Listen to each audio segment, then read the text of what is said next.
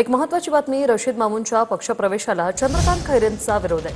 छत्रपती संभाजीनगरचे माजी महापौर रशीद मामू यांचा काही दिवसांपूर्वी शिवसेनेत प्रवेश।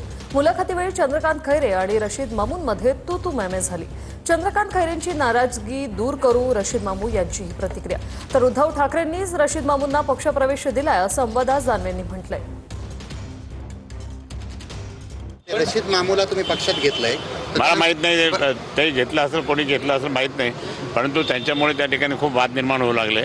मी माझी भूमिका स्पष्ट आहे, रशीद मामूला त्या ठिकाणी तिकीट देऊ नये ही माझी भूमिका आहे। तिकीट द्यायचं की नाही द्यायचं त्यांनी तुमच्या पक्षाला उबाटा मामू असं नाव दिलंय।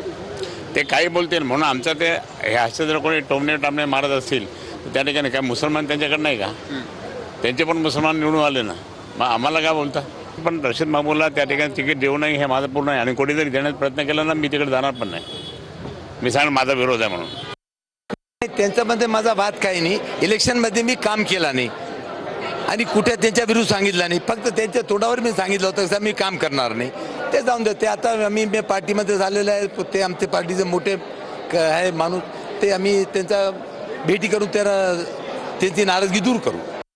मला असं वाटतं शिवसेनेचे पक्षप्रमुख जे आहेत हे सर्वोच्च शिवसेनेत आहे आणि त्यांना प्रवेश दिलेला आहे।